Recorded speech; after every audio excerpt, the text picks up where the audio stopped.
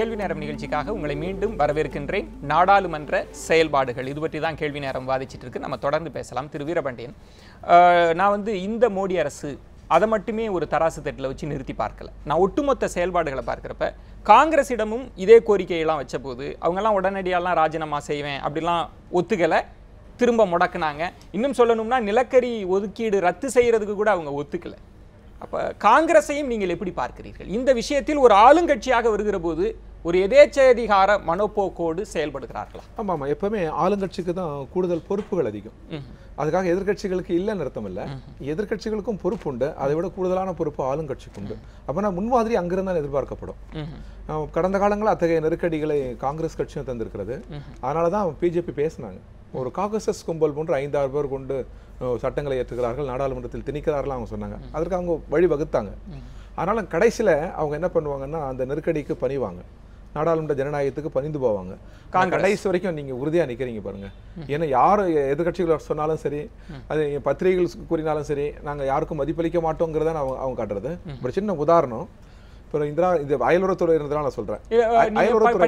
இப்ப நிலம் கையகப்படுத்தக்கூடிய மசோதாவில் கூட திரும்ப திருத்தத்துக்கு வராங்க, ஆலோசனை குழு கூட்டு குழுக்கள்லாம் அதை அனுப்புறாங்க, ஸ்டாண்டிங் கமிட்டிக்கெல்லாம் நீங்க பேசலாம் அப்படின்னு இறங்கிதானே பாஜகவும் இல்லையே. நீங்க அதாவது நிலம் கையகப்படுத்துவதை யாரும் எதிர்க்கல, இது ஒன்றும் புதிதல்ல. இல்ல அந்த அதை விவாத பொருளாக மாற்றுவதற்கு அவங்களும் தயாரா தானே இருக்காங்க. வாங்க அப்படின்னு பேசுறாங்க. மன் கி பாத்ல பிரதமர் பேசுறப்ப நீங்க முதல்ல கடைக்கோடி விவசாயி கூட சொல்லுங்க நான் ஏற்றுக்கிறேன் தானே சொல்றாரு. அதாவது நீங்க வாபஸ் பெறணும். நீங்க எதை நீங்க திணித்திருக்கிறீர்களோ அதை வாபஸ் பெற்று முழுவதுமாக நமது விவசாயிகள், விவசாய பிரதிநிதிகள். இந்த இடம் தான் ஒரு முக்கியமாக வாதிக்கப்பட வேண்டும் நினைக்கிறேன். அவங்க மக்களால் அங்கீகரிக்கப்பட்ட ஒரு பெரும்பான்மை உறுப்பினர்கள் கொண்ட ஒரு கட்சியை ஆளுறதுக்கு மக்கள் வாய்ப்பு தந்திருக்கிறாங்க. உங்களுடைய அபிலாஷைகளை எல்லாம் ஆளுங்கட்சியின் மீது நீங்க திணிக்கிறீங்க, வற்புறுத்துறீங்க. நீங்க கவனிக்கணும், அவர்கள் 31% வாக்குகளை பெற்று ஆளுகிற வரிசையில் இருக்கிறார்கள். எவ்வளவு எதிர் வரிசையில் இருக்கிற எவ்வளவு வாக்குகளை பெற்றிருக்கிறார்கள் அப்படின்னா மக்கள் எந்த பக்கம் இருக்கிறாங்க? எதிர்கட்சிகளின் பக்கம் தான் இருக்கிறாங்க. எனவே நமது அரசியல் ஜனநாயகத்தில் ஆளுங்கட்சிக்கு என்ன பங்கு உண்டோ அந்த பங்கு எதிர்கட்சிகளுக்கு இருக்கு. ஆனா நீங்கள் திணிக்கிறீங்க, இல்ல இதெல்லாம் நீக்கணும் அப்படின்னு நீங்க ரொம்ப வற்புறுத்துறீங்க. அவங்க ஒரு பாலிசி மேக்கிங் கூட வருகிறாங்க. இல்ல நீக்க வேண்டும் என்பது கட்சி சார்ந்ததல்ல, நபர் சார்ந்ததல்ல, நாட்டின் எதிர்காலம் சார்ந்தது.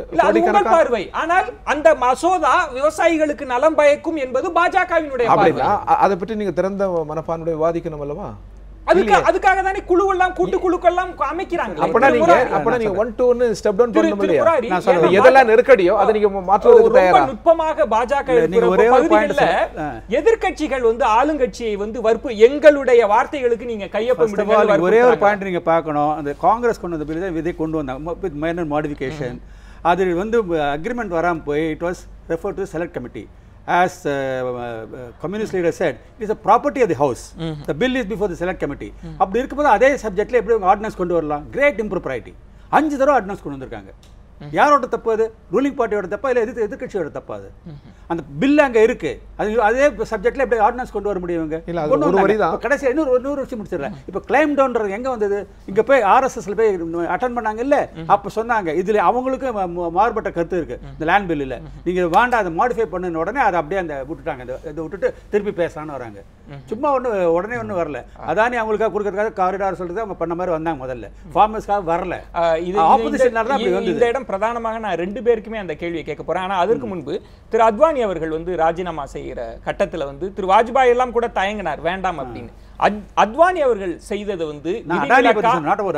அத்வானி கேள்வி என்பது அத்வானி ராஜினாமா. இப்ப ஒருவர் மீது குற்றம் சுமத்தப்பட்டாலே அவர் ராஜினாமா செஞ்சிடறது அப்படின்ற பார்வையில அத்வானி செஞ்சார்ல, அதை விதிவிலக்கா எடுத்துக்கணுமா இல்ல ஒவ்வொரு பிரதிநிதியும் சிதம்பரம் அவர்களும் செய்தார் என்பதை நான் இங்க ஞாபகம். தமிழகத்தை சேர்ந்த சிதம்பரம் அவர்களும் அதே மாதிரி அவர் மேல குற்றம் செய்கிறார். அதுக்கு நான் மன்றார்னு தெளிவுபடுத்துறேன். ஒரு எக்ஸாம்பிள் ஏதோ அத்வானி ஒரு குற்றம் சுமத்தப்படுகிறது அதனாலே ராஜினாமா அப்படின்றதை விதிவிலக்கா கொண்டு விதியாவே மாற்றணும்னு ஒரு பத்திரிகையாளர் இப்போ ஸ்டாண்டர்ட் ரொம்ப குறைஞ்சு போச்சு. அக்யூஸ் பர்சன்ஸ் கன்விக்ஷனுக்கு அப்புறம் திருப்பி எலெக்ட் ஆகி வராங்க. தெரிஞ்சுதா? அது தட் இஸ் சிச்சுவேஷன் ஹியர். அந்த மாதிரி அந்த ஹை மாரல் ஸ்டாண்டர்ட்லாம் இப்போ கிடையாது. அத்வானி ஒரு டிஃப்ரெண்ட் பர்சன். அவர் அக்யூசேஷன் வந்தோடனே நான் போகிறேன், very very good. That is the exception rather than the say not the same level of accusation. சரி. அவர்கள் ஹவாலா ஜெயின்ங்கிறது it is framed up கேஸ்ங்கிறது எல்லாருக்கும் தெரியும். But I to expose that he said later the opposition இருந்தாரு. நான் வேண்டான்னு பார்லிமென்ட்க்கு போற 5 வருஷம் கழிச்சு அக்யூட் ஆன போற எல்லா கேஸும் வாஷ் அவுட் ஆச்சு. நிலம் கையகப்படுத்துறத யாரும் எதிர்க்கல. நிலம் சார்ந்த தொழிலுக்குனா கையகப்படுத்தலாம். நிலத்துக்கு சம்பந்தமில்லாத தொழில் என்று வருகிற போது விவாதிக்கவே அஞ்சுகிறது பிஜேபி. அதான் பிரச்சனை. திரு அமெரிக்க நாராயணன், நம்ம தீர்வு பகுதியை நோக்கி நெருங்கிட்டதுனால உங்கள் 2 பேருக்குமே பாஜக காங்கிரஸ், ஏன்னா 2 பேரும் ஆளும் தரப்புல இருந்ததுனால இப்போ உங்களிடம் ரொம்ப பாராளுமன்றத்தை முடக்கி அவ்வளவு தூரம் முடக்கின பிறகுதான் நீங்க பிஎஸ்சிலேருந்து ஜேபிசிக்கு ஒத்துக்கிறீங்க, நீங்களும் ராஜினாமா செய்ய வைக்கிறது எல்லாமே முடக்கி இந்த மொழி தான் ஆளுங்கட்சிக்கு புரிகிறது அப்படின்றதுதான் குற்றச்சாட்டு. இப்படியெல்லாம் பண்ணாதான் ஆளுங்கட்சி கேட்கும். ஏன்னா முதல்ல விவாதமாக ஒரு கோரிக்கையாக வச்சா கேட்கறது கிடையாது. இல்லை, 2 விஷயம் பார்க்கணும். எதற்கெடுத்தாலும் பாராளுமன்றத்தை முடக்குவதற்கு முடியுங்கன்னா பாராளுமன்றத்தை நடத்தவே முடியாதுன்றதால சில நேரங்களில் நீங்கள் செய்கிறீங்க. அப்புறம் பாராளுமன்றம் முடங்கினாலும் காங்கிரஸை பொறுத்தவரை நாங்கள் we keep the doors open. எதிர்க்கட்சி தலைவர்கள் கூட தொடர்ந்து பேசிக்கிட்டே இருப்போம் அது எப்படி சால்வ் பண்ணுறதுன்னு. எங்களுக்கு சால்வ் பண்ணணுன்றது எங்களுக்கு நோக்கம், இவங்களுக்கு சால்வ் பண்ண வேண்டாம்ன்றது நோக்கம். அதனால அவங்களையும் எங்களையும் தயவு செய்து ஒப்பிட்டு பேசாதீர்கள். நாங்கள் ஜனநாயக மரபை மதிப்பவர்கள். அனைத்து கட்சி கூட்டத்தை கூட்டி இது பற்றி பேசலாம்னு பிரதமர் பேசுறாரு. வெங்கையா நாயுடு பேசுகிற போது காங்கிரஸ் சொல்லுது அந்த கூட்டத்துக்கெல்லாம் நாங்க வரவே மாட்டோம், ராஜினாமா செய்த பிறகுதான் நாங்க வருவோம்னு. நீங்க கூட ஒரு படி கீழே இறங்கல இல்ல, அதுதானே உங்கள் மீது வைத்த குற்றச்சாட்டு. இன்னும் கேட்ட பிரதமர் ஸ்டேட்மெண்ட் வைங்கன்னு சொன்னோம். அப்புறம் இதை ஏதாவதுங்க நாட்டு ஜிஎஸ்டியை பத்தி பேசினாரு. ஜிஎஸ்டி நாட்டுக்கு வேணும்னு பேசினாரு.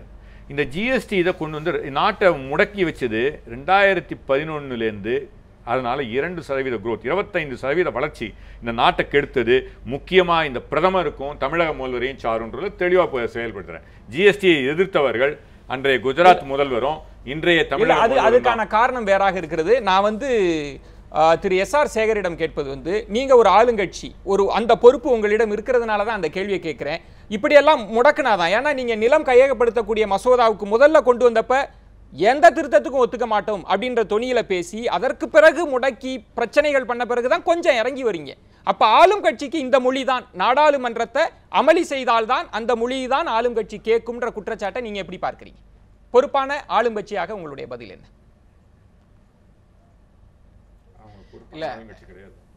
இல்ல இப்ப இந்த விவாதத்தினுடைய ஒரு கருப்பொருளை நான் இப்ப உங்களுக்கு சொல்லணும்னு விருப்பப்படுறேன். ஒண்ணு இந்த பாராளுமன்றத்தினுடைய இந்த பிரதமர் மோடி பதவியேற்றதற்கு பிறகு தொடர்ந்து எந்த விஷயமாக இருந்தாலும் நாம் பேசி தீர்த்து கொள்வோம். பாராளுமன்றம் 545 பேருக்கு சொந்தமானது, உள்ளே வாருங்கள் பேசுவோம், எதுவா இருந்தாலும் உங்களுக்கு பேசி தீர்த்துக்கலாம் பல முறை சொல்லி இருக்கிறார்கள்.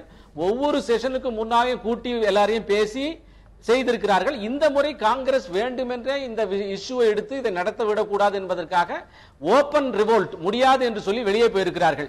இங்கே ஆளுங்கட்சிக்கு கூடுதல் பொறுப்பு இருக்கிறது என்பதை ஒற்றுக்கொள்ளலாம். ஆனால் ஆளுங்கட்சி தன்னுடைய அத்தனை முயற்சிகளையும் செய்திருக்கிறது. நீங்கள் சொன்ன மாதிரி வெங்கையா நாயுடு மற்ற அமைச்சர்களும் கூட ஜெயராம் ரமேஷ்லிருந்து மல்லிகார்ஜுன கார்கேலிருந்து அத்தனை காங்கிரஸ் ராகுல் காந்தி தான் முடியாது பிரச்சனை வந்த பிறகு முடக்கியே தருவோம் என்று சொல்லியிருப்பதாக பத்திரிகை செய்திகள் சொல்லுகின்றன. பிரச்சனை ஏற்பட்ட பிறகு பேசி தீர்க்கலாம்னு நினைக்கிறீங்க. ஒரு நிமிடம் பொறுப்போடு அதிக பொறுப்போடு அரவணைத்து செல்லுகின்ற எண்ணத்தோடு பிஜேபி ஒரு நிமிடம் பிரச்சனை வந்த பிறகு பேசி தீர்க்கலாம் நீங்க அழைக்கிறீங்க. மிக முக்கியமான நாட்டு நலன் சார்ந்த ஒரு சட்டத்தை நீங்கள் கொண்டு வருகிற போது எதிர்க்கட்சிகளை அழைத்து பேசலாம்ல, அதை ஏன் பேசல? நெருக்கடிக்கு ஏதான காரணம்? எதிர்க்கட்சிகள் இருக்கிறது இந்தியாவில் எதிர்க்கட்சிகள் இருக்கிறது, அழைத்து பேசலாம்ல. வீரபாண்டியன் உங்களுடைய கூற்றுக்களை நீங்க முழுவதுமாக செய்திகளோடு இணைந்திருந்தால் அந்த இடதுசாரிகின்ற எண்ணத்தை மட்டும் விட்டு முழுவதும் நடுநிலையோடு செய்திகளோடு இணைந்திருந்தீங்கன்னா தெரியும். ஒவ்வொரு முறையும் கூட்டு பேசிதான் செய்திருக்கிறார்கள். இந்த நிலம் கையகப்படுத்தப்பட்டதுல 5 துறைகள் மட்டும் மாற்று அதுக்கு எக்ஸெப்ஷன்ஸ் கொடுத்திருக்கிறார்கள். காங்கிரஸ் ஆளும் மாநிலம் சரி, இடதுசாரிகள் ஆண்ட மாநிலத்திலும் சரி, கையகப்படுத்துவதற்கு 4 முதல் 5 வருடங்கள் ஆகிறது. எந்த முதலீடும் செய்ய முடியாது. ஏற்றுக்கொள்ள முதலமைச்சர்கள் சொல்லியிருக்கிறார்கள், காங்கிரஸ் முதலமைச்சர்கள் இதற்கு ஆதரவு தெரிவித்திருக்கிறார்கள். கடைசியாக அஸ்ஸாம் முதல்வர் கூட ஆதரவு தெரிவித்தார். ஆனால் காங்கிரஸ் கட்சியினுடைய சோனியா சொன்ன போது அவர் மாறிக்கொண்டார். இதுதான் சரித்திரம்.